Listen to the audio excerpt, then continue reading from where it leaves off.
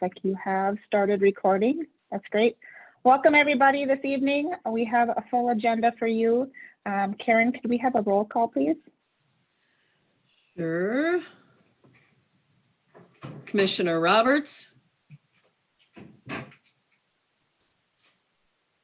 And make sure you're off mute. Am I mute? Yeah, here, sorry. No, Karen, you're fine.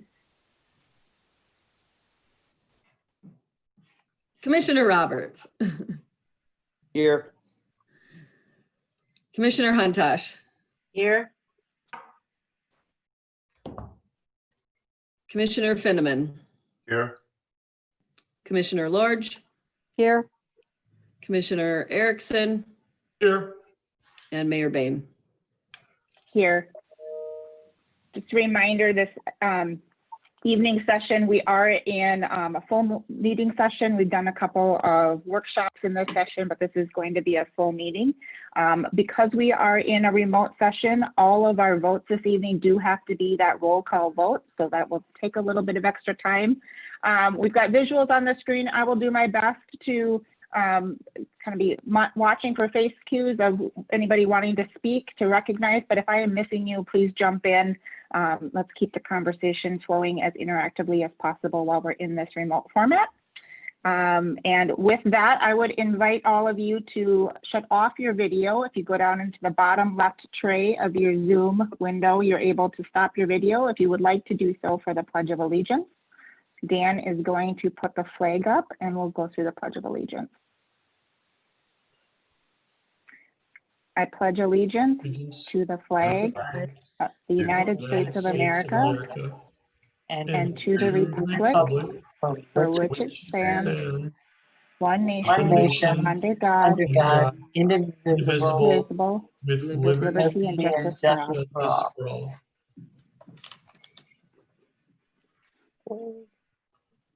Members of the EDA, you have an agenda before you this evening. I will entertain a motion to approve.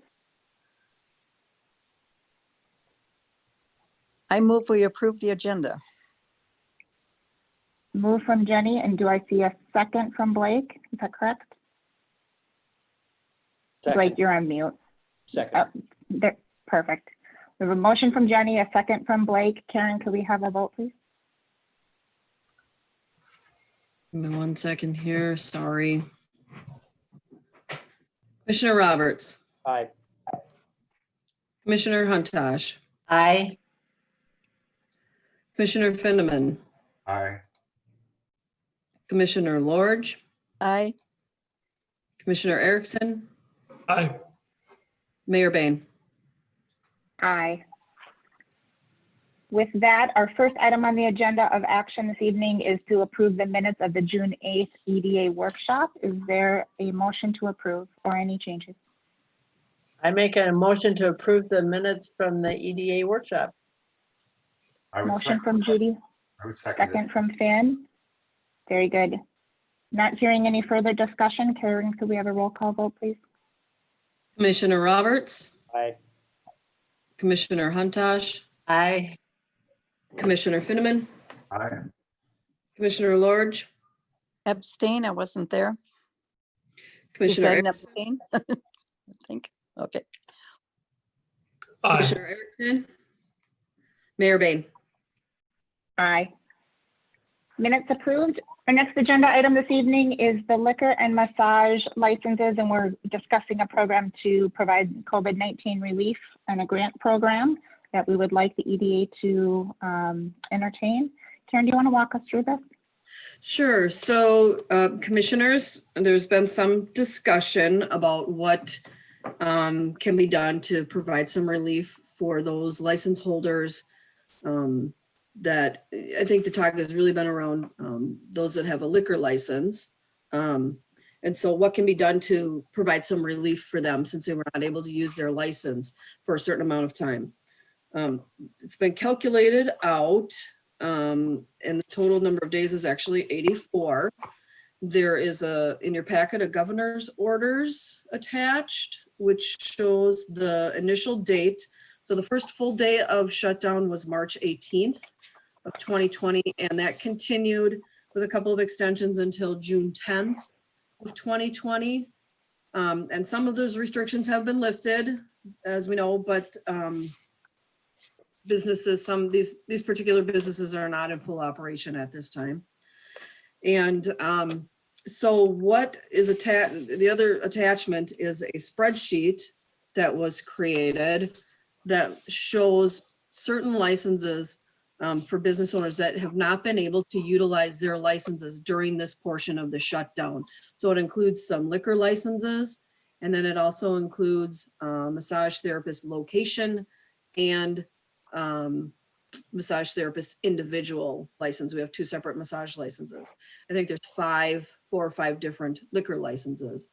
And so what we are looking at is relief payments that would be in the form of a business relief grant issued by the EDA. And so, you know, this aligns with some of the other efforts, relief efforts that the EDA is participating in with the business video series, the digital downtown website that is up now. And we are looking at reimbursement on this through the CARES Act, the Federal CARES Act. And right now, the funds have not been distributed. So this information is just being provided for your discussion and any feedback on this.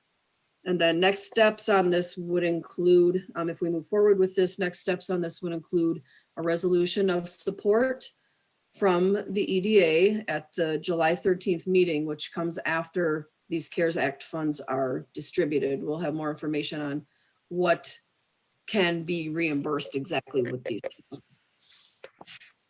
And so if there's questions, let me know for discussion. So the the percentages seem consistent with the amount of time they were denied. So it seems like it's a reasonable story. Yeah, so how it was calculated was based on the daily cost of their license. And it varies, obviously. A couple of the licenses are only $50 annually. Some of them are $3,200 annually. Those are for the full on-sale liquor licenses. And so the daily cost was calculated out and then was multiplied by the number of days that they were shut down, which was 84 again. So trying to give something, do a little something for these businesses to support them.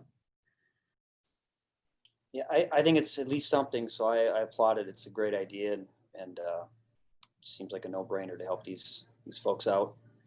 Mhm. I agree. And you're dependent on the state, did you say, allocating funds within this certain program? And that all depends on what, and It would be the what they allocate. Federal CARES Act. Yep, through the Federal CARES Act. And then it depends on what Yeah. they actually finally allocate. Right. It depends on, what's reimbursable. So we'll know Yeah, more. Yeah, it's more important to know, A, when the state legislature is going to get around to approving the distribution of funds, which they haven't done yet. But B, also to make sure it's going to be a grant fund, so it is reimbursable with the CARES Act. Based on preliminary figures, the city is going to get close a little bit over $1.5 million for CARES and response to the coronavirus. So we really have to decide what's in there, how it can be spent, and what it can be spent on. So we're still waiting for not only the program to be approved by the legislature, but a little more guidance in order to structure this appropriately. I guess I'll piggyback on that comment, a couple of points of clarity to make sure we're being clear on process and also what the request is tonight for the EDA. The Federal CARES Act, funds have been made available. I think the question is on how the state's going to distribute that. And some of you may have been paying attention to the special session that was just wrapped up. And that unfortunately was wrapped up without a distribution to individual municipalities. So there is a question mark for the city of Forest Lake as to how much we ultimately will be distributed and when that might happen. To Administrator Casey's point on some uncertainty at the state level. I do think that there's, certainly as we're talking about some of these small programs, and this I put into the small program bucket, there's opportunity for us to fund this on our own. And I would advocate that the EDA fund, pursue this grant relief program for, liquor and massage licenses, whether or not we're reimbursed. I think if we're reimbursed, it's a nice to have, and we need to keep an eye on those dollars and certainly take advantage of them if they're available. But, the EDA does have money in its budget today to provide this, even if we're not reimbursed. It would just be, an out of budget expense from the EDA, it's certainly within budget. Our, 2020 budget did not contemplate a COVID relief grant, but to me, that's part of why we, provide those funds to the EDA, and I'd like to see support for this regardless of whether we're reimbursed or not. It's real value that's provided back to our community. I think it's solidly within the EDA's mission to provide that. And I guess I'd be looking for some feedback on willingness to pursue this, even if we are not reimbursed from the state. And when I say the state, it's the state via the Federal CARES Act funding. Do we have any sense of the more information that was mentioned, or the timing of anything? Is there another legislative movement that has to take place so that we'll sort of see more then? I'm inclined to not keep those people out of pocket or support those people earlier than we might get this money. But I'm just curious if we have any sense of that schedule. We have none. That special session wrapped up rather abruptly on Saturday, and we're somewhat at the will of the governor's office and those legislative leaders on when that next special session may happen or when it may not happen. I think there's a lot of uncertainty there, which is to Member Finneman's point, part of my reluctance to tie this to a reimbursement, because I think we should do our part to just get the funds out there because we have it available today. It seems highly likely that the legislature will pick this up and consider it a valued proposition to distribute. Doesn't that seem likely to everyone here, that they would be picking up the banner, at least getting some definition of distribution and a date? Yeah, they have a lot of money to distribute from the federal government, so they have to sooner or later decide how to do that. So sooner or later, not knowing the timing, they will do something. Okay. I'm inclined to be helpful now if we can. Mm-hmm. So is that a Other separate, thoughts around timing? Go ahead. motion then? Is that different than what we're talking about? Is basically you're talking about first was just to recommend this to the council, but this would be something separate, right? That would come from the EDA. Yeah, the next steps on this would be to prepare a resolution of support and present that then at the July 13th meeting, saying that the EDA is in support of issuing this grant, and then council is the approving body on that. So basically what the EDA would be saying is it would be a resolution of support. The total amount of this would be $9,085.44 is the full total that I have for the businesses mapped out. Would there be other fee payers that would want to come forward that aren't within this context, within these groups, that would want to come forward and say, you've supported them, now support us? Is there more like that are fee oriented? So that's part of the evaluation. If I understand your question, I think you're asking what else happens with those additional funds available to the city. That's one of the questions that staff has and that they'll be working through on understanding what funds are available and what are the available uses of those funds. And certainly once those funds are available and there's that clarity, there may be an opportunity for us to come back to the EDA and to, certainly have input on how we're using some of those. It's hard to, until that legislation's passed, it's hard to predict fully what that looks like. And so there's a number of moving pieces, but I think certainly there's an opportunity that we should all be tuned into, and certainly influential in our own session, in our own circles as much as we can to have those funds available. How much have we got available in our budget for the EDA? I don't have the exact figure right here as to what the fund balance currently is. Just to kind of do a process clarification, and I think when this was originally put on the agenda, some of the thought was that we'd know the amount. The legislature was in special session. We kind of figured at this point we'd have the allocation either on its way, or we'd have a much better picture of what that looked like. And we sort of looked at, from a process perspective, to get a position, best case scenario for reimbursement was to do an EDA resolution of support and then have council do the grant issuance to make sure that down the road, if from a federal auditing perspective, that we have all of our ducks in a row. So that's what we try to intend. I think when the legislature adjourned without having that amount finalized, that sort of threw a little bit of a wrench in terms of process. However, I still think that, if we still shoot for the 13th, we can either track it forward. We'll have a better picture, again, hopefully, of what the CARES Act looks like. If we have to do resolution support on the 13th, we can go that direction, or we could come back with the resolution to issue it through the EDA funds with knowing what that budget amount is and what the impact is. So I think, if we can hold to the 13th, we can either have it through grant reimbursement through the CARES Act, or if that doesn't look like a legitimate pathway, we can get it prepared for EDA issuance on the 13th, if that's agreeable to the EDA. President Bain, Please.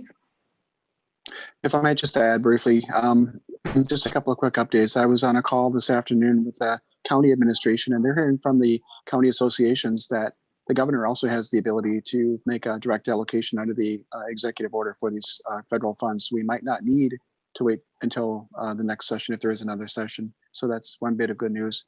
The other bit of good news I want to just share is that DEED, the Department of Employment and Economic Development, has withheld $60 million of that CARES Act for itself. And starting tomorrow, they're going to be taking applications for these grants through the state system directly. So brand new announcement that just came out Friday last week. They'll start taking applications tomorrow. And if you check the DEED website, we can certainly direct, I can send that to Dan if you want to forward it to anybody.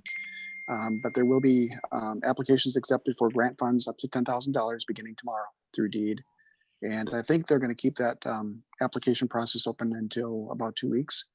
And then hopefully by then, we may have even heard that the governor is willing to release those funds to local communities. And I can tell you that Washington County is also having a workshop tomorrow to talk about these grant dollars. So we may be able to add some county received grant dollars to your allocation as well to fund more businesses countywide. Thank you, Chris. Quick clarification, the $10,000 per application grant program that DEED is just opening up, are those grants intended for EDAs and municipalities, or are those direct grants to businesses that we should be, who's the intended grant recipient? President Bain, thank you. That's a great question. It's intended for the businesses directly. However, the CARES funding that we've talked about earlier is actually intended for cities and counties. So, great. And I know you're probably doing this already, but to the extent you haven't, can we loop in Nan from the chamber and her? She's got a great distribution list of the participants for those COVID calls. It'd be great to get that DEED grant program into those hands as soon as possible. Will do. I can imagine that it will be a competitive environment. So. That sounded like there was a very short window, Chris, did it? Yeah, and honestly, I believe the money will move fairly quickly. It's $60 million across the state. Half of it is targeted for greater Minnesota, half of it is targeted for the 7-county metro area. And there are some additional set-asides for minority-owned businesses, for women-owned businesses, and for veteran-owned businesses as well. So, but honestly, I do believe that the money will go really quickly. So hopefully, again, if businesses can get in the queue for the funds, it might buy us a little bit of time until we get the state additional funds to the cities and counties to create our own programs.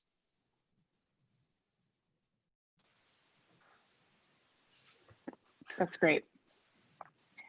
So we don't need official action from the EDA this evening. We're looking for feedback and support, certainly based on whichever avenue we think for, based on however the reimbursement funding, how that wraps up here in the next couple of weeks.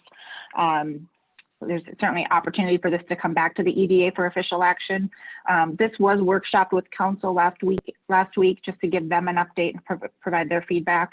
And so as we're thinking about this topic, is there anything else that we should have staff consider as they are kind of pulling together this kind of most concrete piece, and that most concrete piece being the license grants, knowing that we may have additional funding to consider some additional programming once those funds get released.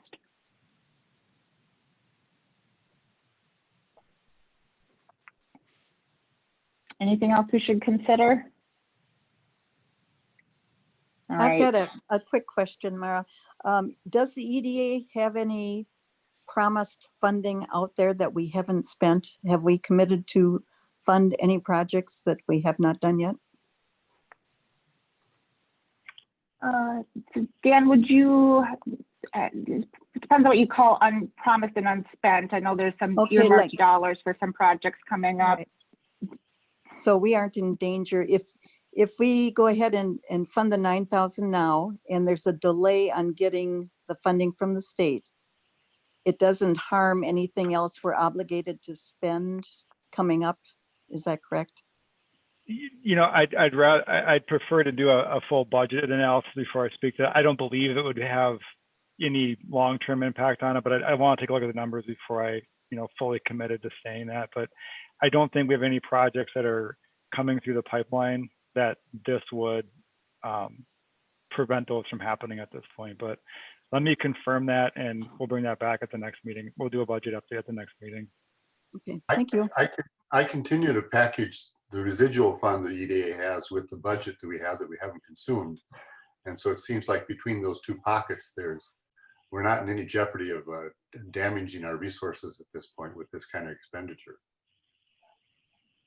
Am I wrong to think that? Am I wrong to reach back to the 150 or thereabouts? Is it not liquid? Is it tied up? Is there something I should be thinking about? No, you're not wrong in assuming that. I mean, looking at the whole picture, but I just want to make sure that if we plug in future projects based on work plan as well and get a complete picture. Again, initial off the cuff is looking at, from my recollections, it's okay, but would want to go back through and just double check all the numbers before I give the total thumbs up on it. So, but you're not wrong, Commissioner Finneman, on that. Fair enough. I would just remind council that we did have a couple of project dollars earmarked to support the downtown study and the downtown initiative. And so, yes, that has been delayed for our COVID delay. And so some of those funds may not occur in 2020 like we had expected. But I think that's the kind of the pocket of budgeted but unfulfilled dollars for 2020 that I think about. And I think Dan's on the right path here. Just doing a quick update to make sure that we're still tracking. But those we did have dollars earmarked for those funds for projects.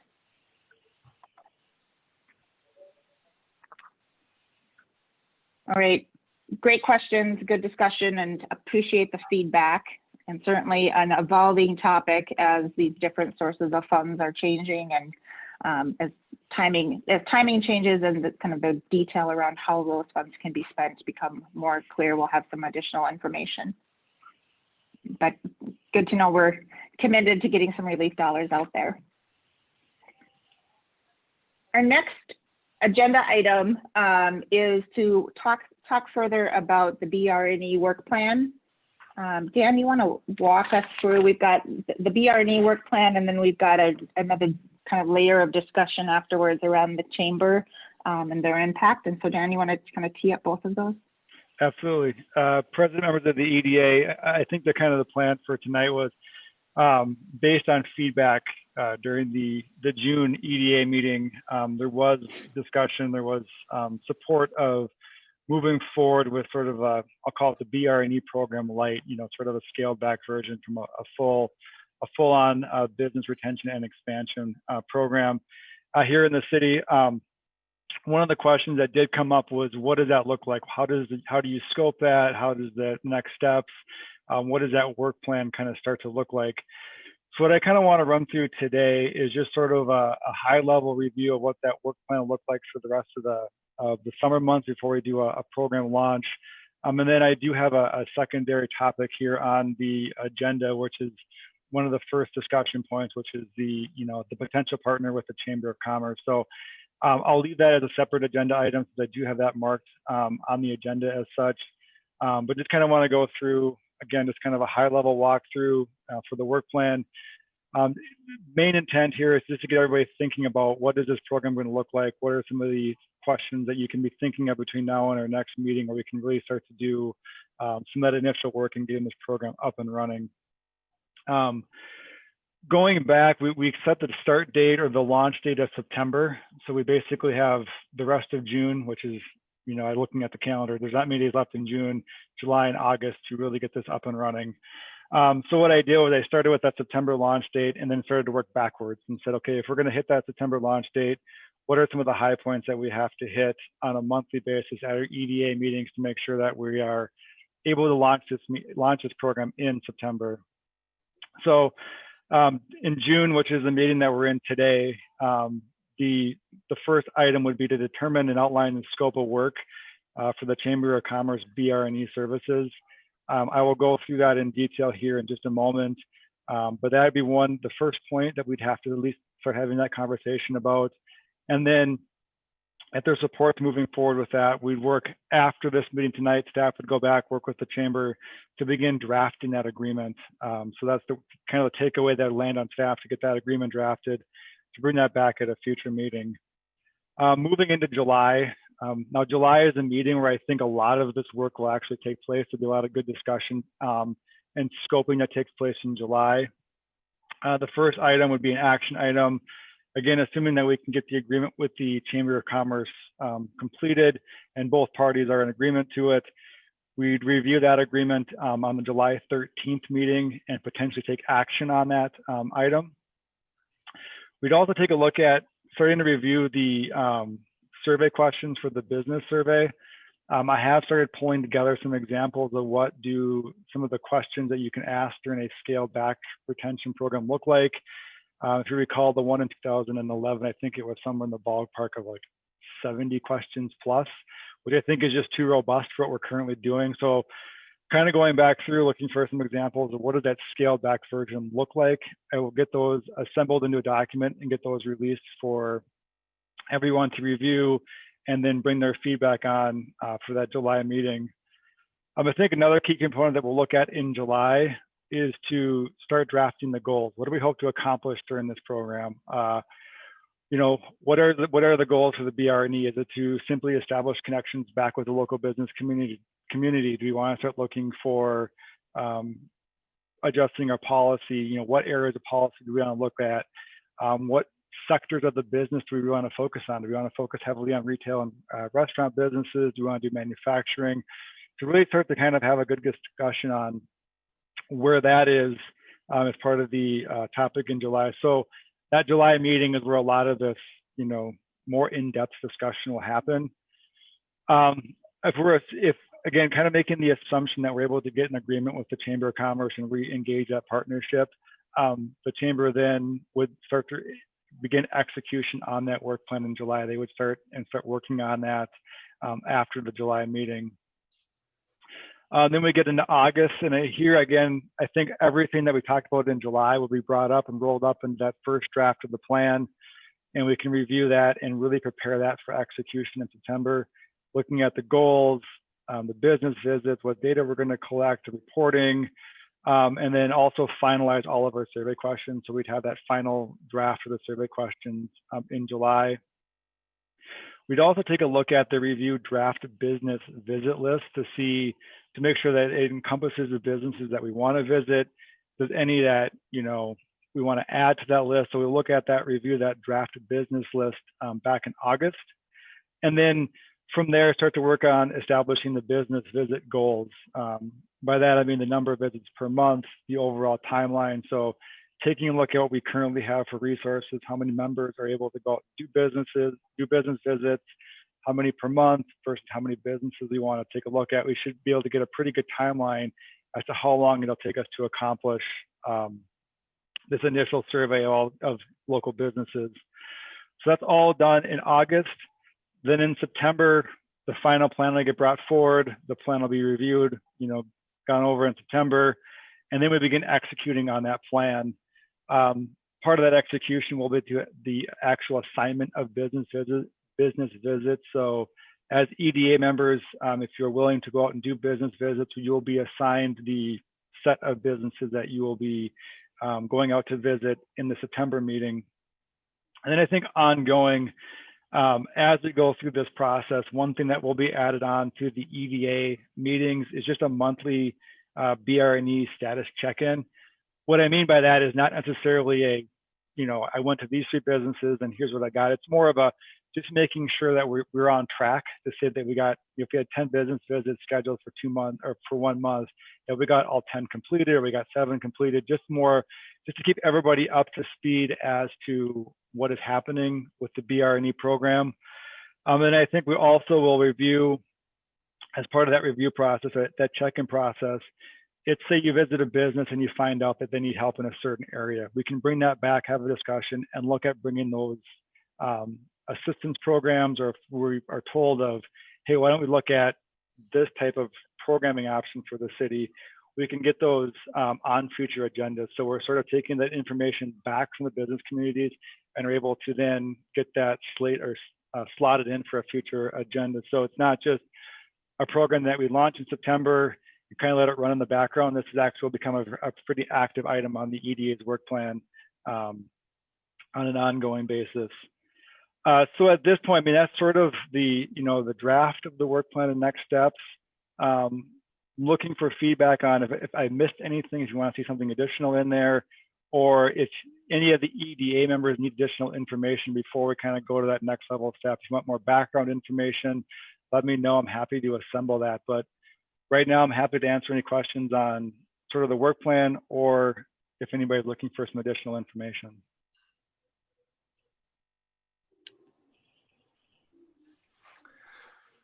Could I ask a naive question to better my education here? The chamber thrives on membership fees and city investment, does it not? There's a percentage of city money that goes to them. And this BRNE story is essentially additional services, an additional service contract. You're correct, and I can actually, that dovetails into the next agenda item. So if I could actually hold your question just for a couple of minutes, I will address all of that in the next item there. Okay.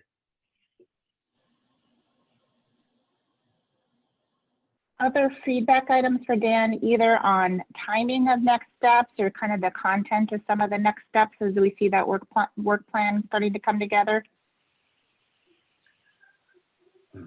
I saw the letter went out to the businesses, so we are alerting them as to the time schedule. So it seems like we're trying to stage it so they can be aware of it and join in and be added to the story. Right. I say, Dan, looked like a really well laid out plan. I'm just wondering, is there any of your peers, other cities that are coming out of this COVID thing doing something similar that you're in conversation with? There are. I was on a call with the University of Minnesota's BRNE extension service, which has a BRNE expert on there, and there are other cities that are starting to do that. I can reach out to them to find out exactly which ones are doing that and ask them for kind of what they're currently working on. That's where some of these questions, these sort of scaled back questions, came from. The U of M actually started saying, hey, here's a good starting point. So here's, I think it was 10 questions to start with. So yes, there are other cities that are doing this sort of like launching into more of the retention side of it. I don't have that list in front of me. It was sort of there's a lot of members that were on this call, but I can reach out to see, if there's any specific that are doing that, and then reach out to them to see, kind of best practices to make sure that we are, in line with what's going on in the industry. Yeah, I mean, thinking about goals and different things like that. I mean, obviously we want to make it our own plan, but I'd love to see what some other cities that, maybe have a track record of success are doing that we could, piggyback off of, so we're not recreating the wheel entirely. Absolutely.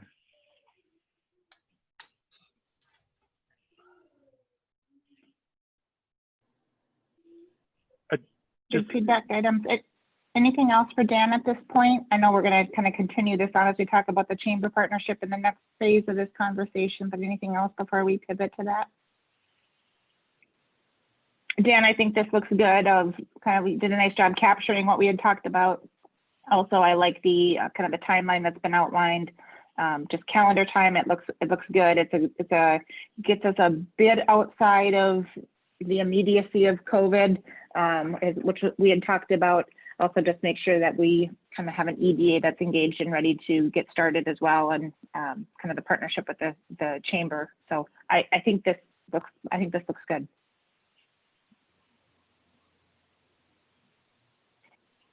Well, let's layer into the next chapter then and talk a little bit further about the chamber. And Nan sent her apologies that she isn't able to be here for tonight's conversation, but certainly still opportunity to give an EDA an update, and we'll have other opportunities to kind of loop her in future meetings. So Dan, go ahead.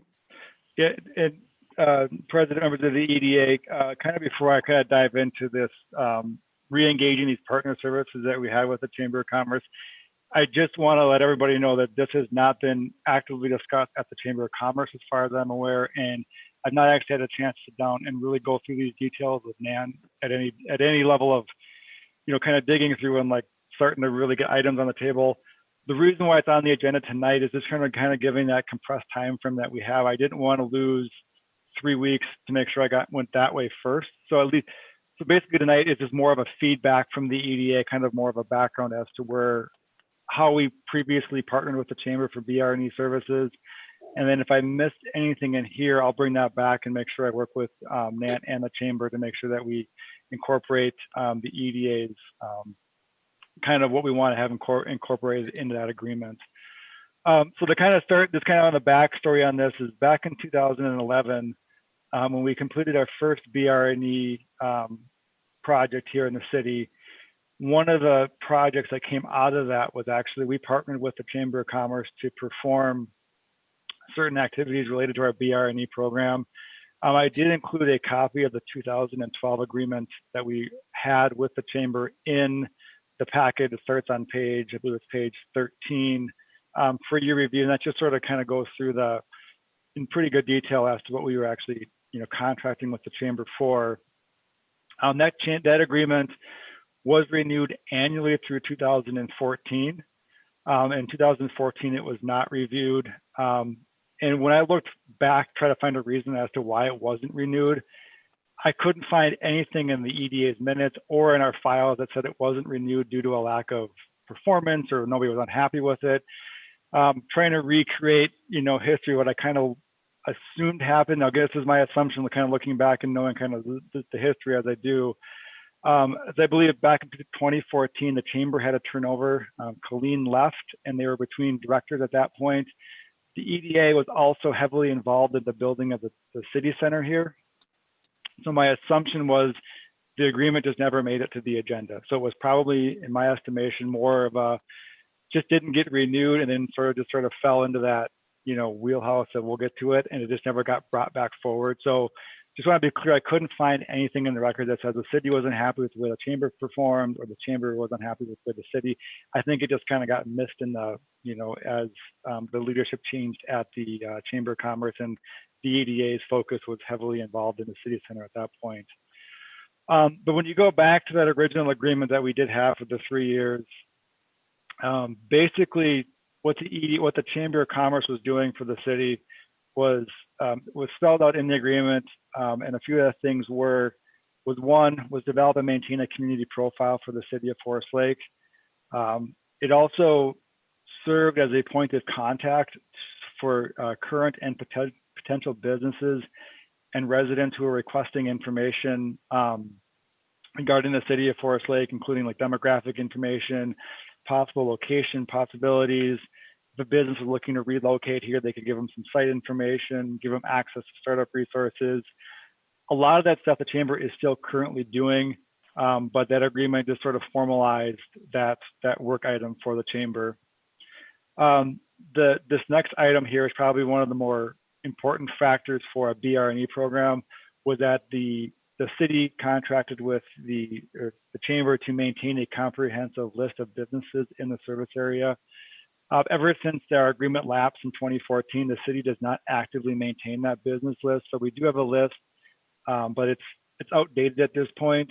But that again was something that the Chamber of Commerce did do for the city as a result of this agreement that we had. And then the agreement does state that the Chamber of Commerce did come to the EDA twice a year and provide an update on what they had done. So there was an accountability. They were given written reports twice a year stating, here's the number of businesses that we visited, here's a copy of our list, here's our, the expenses that we had. So there was a reporting component to that as well.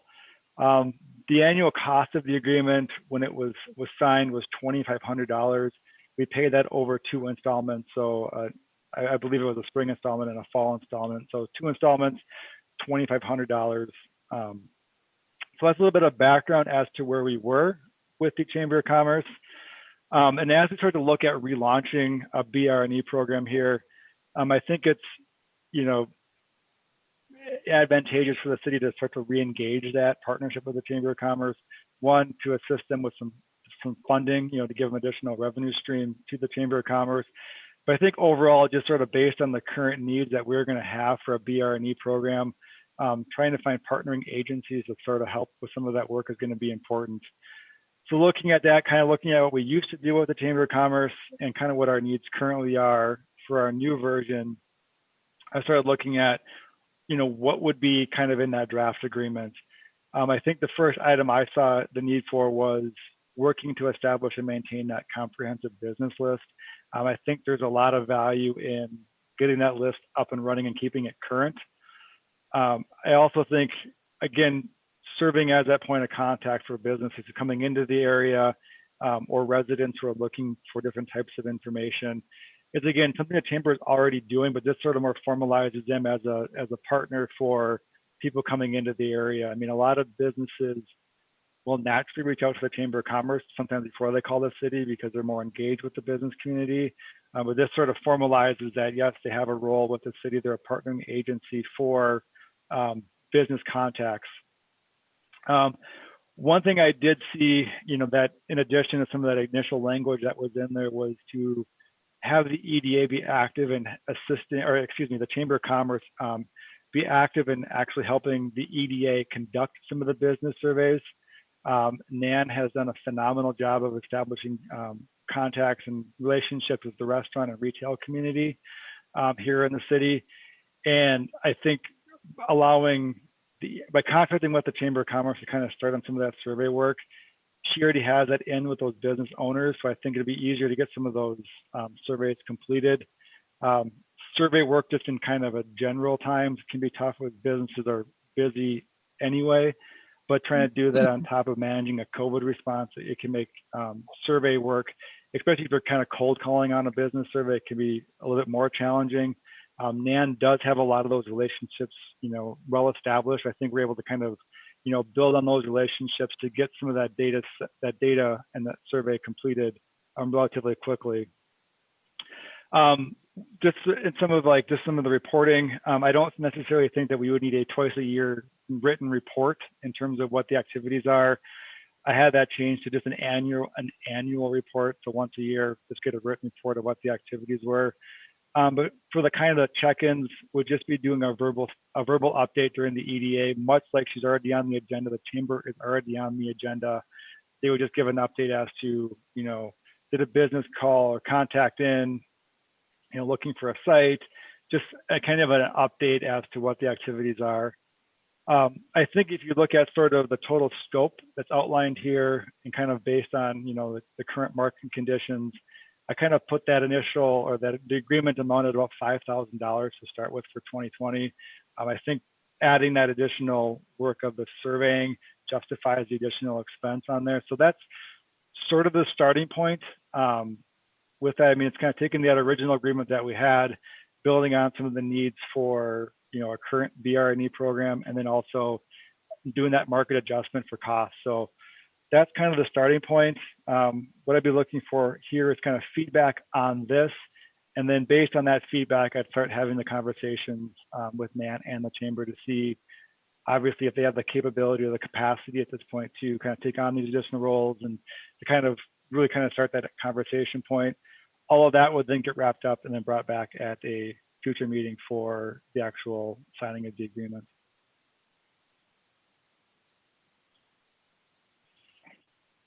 Thank you, Dan. I want to make sure I'm tracking and clear. So the previous program we had with the chamber was $2,500, and you're proposing that we move that to $5,000. Is that right, per year?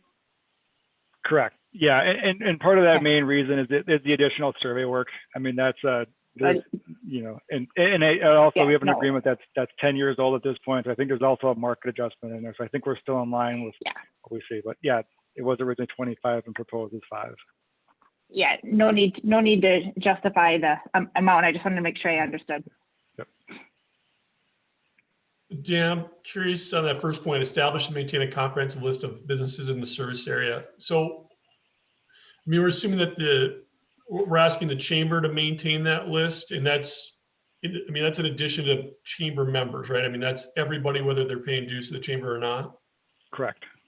And then how do we at the EDA, if we want to access that, how do we access that? Is that something we'll get a copy of, or? Good question. Yeah, I mean, we'd be compiled into a spreadsheet. You know, that's kind of the vision. I would have be a spreadsheet of businesses that we'd maintain here at the city, and then if you know EDA, that'd be the base document that then we use for business visits. We take a look at here's our goals for business visits. I mean, I think what you're going to see is going to be a lot of businesses on it that we may not get to everybody in the first year of the program, you know, but maintaining that list, there's a lot of other things that we could do with the list. And I'm not saying that we'd solicit them for advertising like that, but just kind of having that list of current businesses here gives the city that sort of baseline information of what currently is happening, you know, economically within the city. What is our economic base? And since we don't, I think just having that comprehensive list is pretty darn valuable in and of itself. So having them do the legwork on that is a pretty huge ask. My other question on that bullet point though is, what is the service area? Because I know her scope of service area is probably broader than the Forest Lake city limits. So how do we define that service area? my initial thought would be to have the service area be the city of Forest Lake. That language was in the original agreement. You know, I'd have to go back and try to figure out what drove that language to be the service area, not the city. And it may have been where they wanted it more regionally based at the time. But since the EDA, this Forest Lake EDA is paying for, I want that kind of scoped out to be within the city of Forest Lake and not necessarily outside of that. Now, if Nan wants to go out, I mean, obviously their service area and our service area overlaps, but they're not exactly the same. So, I mean, if they want to expand out, you know, by all means, but our main focus would be within the city limits. Okay. Can I expand on that, Dan? If there was an opportunity to partner, for example, I know City of Wyoming has an EDA. If they were to partner with the Wyoming EDA or partner with Columbus, for example, would we be open to that type of a shared work plan? Yeah, I mean, I think there's obviously economies of scale that take place if you're bringing other cities on board, you know, and again, it's sort of, you know, the chamber's boundaries sort of cross multi-jurisdictions, right? And you want to make sure that funds that Forest Lake kind of stay within Forest Lake. However, if we're able to partner in and get, you know, economies of scale, yeah, we can definitely take a look at if there is a benefit to, you know, expanding that service area out. But am I correct that would be more for the chamber to explore? Like it's more kind of up to them if that was an avenue they wanted to explore. Correct. Okay.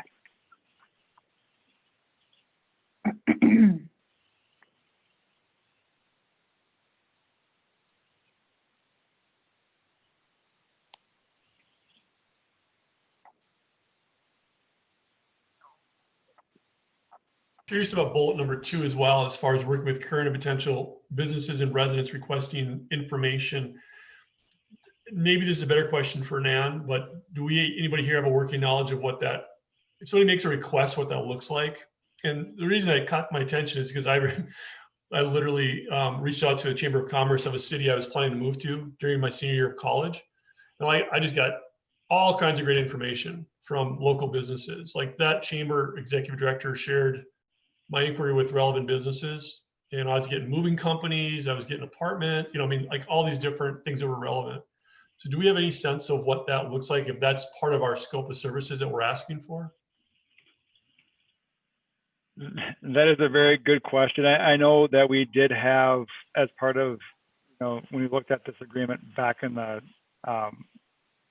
in 2011, was that part of that was there was a brochure that was developed as kind of a starting point that kind of showed, some of the what is enforced. Like, I don't think it got to the level of what are all the different businesses here, but there was definitely a start to get information out to people when they called in, but I think that's a great point in terms of what does that look like. I mean, that'd be something I could talk with the chamber of to see what they currently have.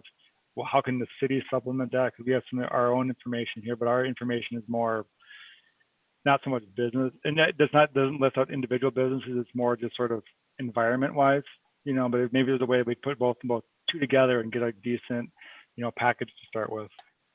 Yeah, I mean, information on the schools, the park and rec, I mean, the lake, I mean, there's so much for people that are thinking about moving here. The chamber does have a very detailed list that she refers people to on the website. And our website does link to the city and the parks and recreation and those other facilities. She gets a lot of phone calls, and she's been updating our website at the chamber, our being chamber, and recategorizing to help people navigate it better. So she does a great job, and she does get a lot of phone calls from people coming into the area.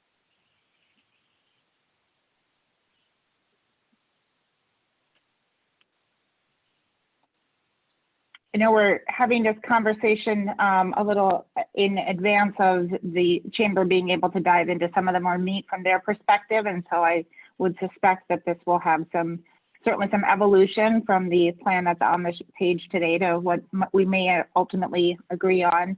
But that said, I'm interested in other thoughts or other direction we might want staff to take into those conversations with the chamber.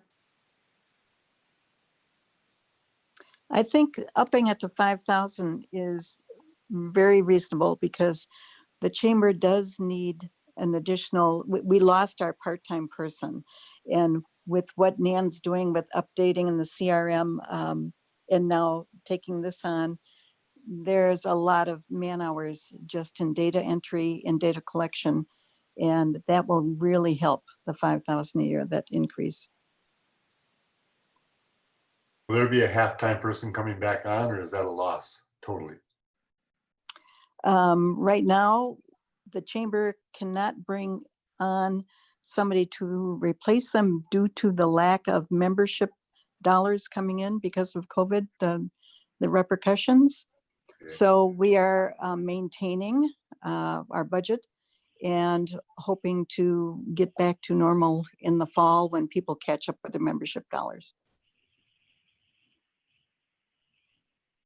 I would add too that maybe we want to look at something more for a budget for next year on top of that 5,000. If we're putting a lot of that 5,000 towards this new project, it's not giving them any more, like Dan, you mentioned, just the increase just that was naturally put into that. So 2,500 back whatever years ago, that money does not go nearly as far. Mm-hmm.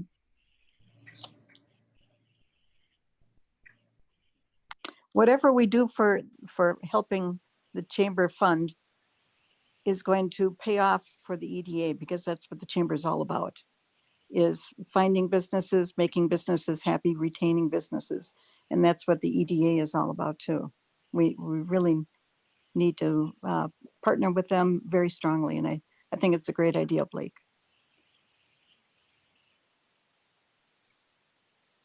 Agree. I also, as that work plan is being built out, and some of the details on that work plan, whatever we can be doing to kind of utilize, the resources of LATV and some of the other things that we've brought to the table, continue to be creative in how we're pulling resources together. So certainly.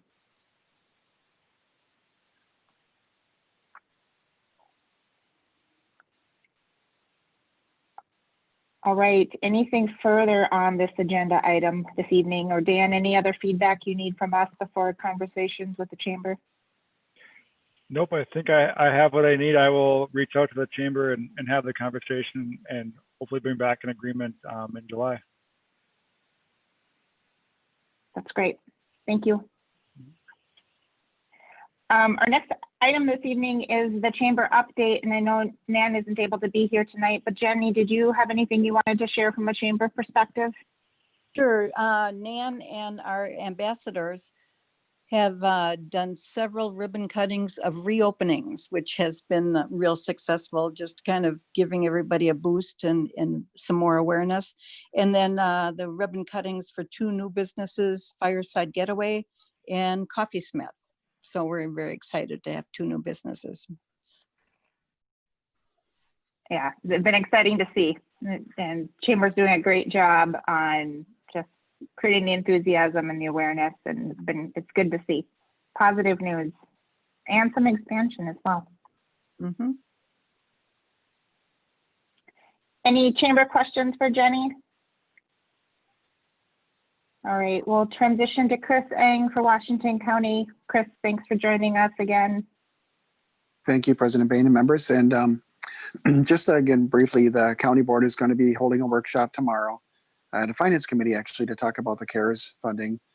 If the previously agreed to amount of CARES funding did come to Washington County, it's looking like a pretty significant amount. It's about $31 million. And the county is going to consider putting between 8 and 9 million of that into business grants countywide on top of what the cities receive directly.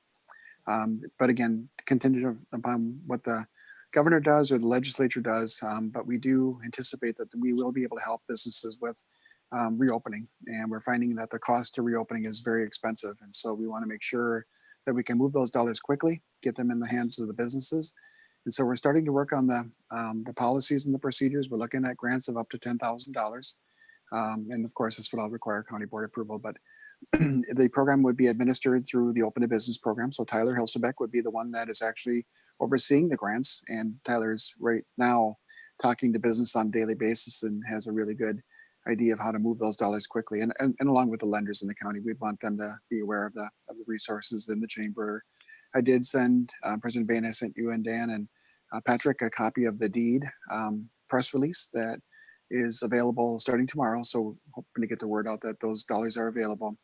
And that $60 million will go quickly. So if you do know businesses that would be of interest or potentially a candidate for applying for those grants, let's get them in the queue as quickly as possible. And with that, I will pause and stand for any questions. Thank you. Thank you. Chris, any questions? I guess, Dan, could you forward that email that Chris sent to us to the full EDA so they're able to have those resources as well? Yep, will do. Will do. Thank you. Any questions for Chris? All right. That is our last agenda item this evening.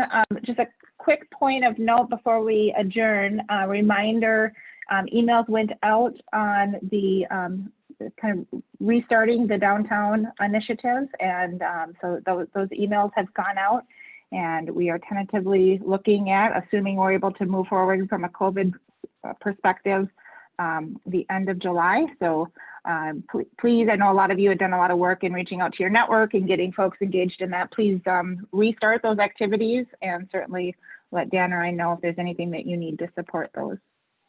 We're looking forward to keeping that project moving. And before I entertain a motion to adjourn, anything else this evening? I'm not seeing anything. Thanks for the. Is that meeting tentatively scheduled for July 27th? Dan, I believe you're nodding. Is that right? Yeah, it is tentatively scheduled for the July 27th, which would be the normally scheduled EDA meeting for July, the second EDA meeting in July.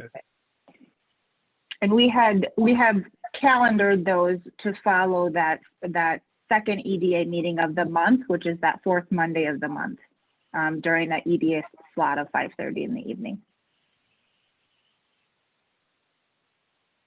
Can I ask something unrelated a little bit back yes, to please. mention of the Coffee Smith. I think it's great that there's a, new business there. What is, and I know without Donovan on the call here, maybe, I don't know if the rest of the staff knows, what is the long-term plan there? Are they going to move into that facility? Is there handicap parking accessible right now, or any handicap accessibility to that current situation? And then the other lead-on question would be is, it seems as though obviously more food trucks, are we allowing them to be at a certain location longer than normal? 'Cause it seems as though at one point they could be at a certain time or a certain place for X amount of time, and then they had to move, and then they could go back to that. Just by driving by, it seems like some of these trucks are staying longer than normal. Yeah, I don't have an immediate answer for either of those, so let me ask Donovan about the coffee and the food trucks, and we'll get back to you on that.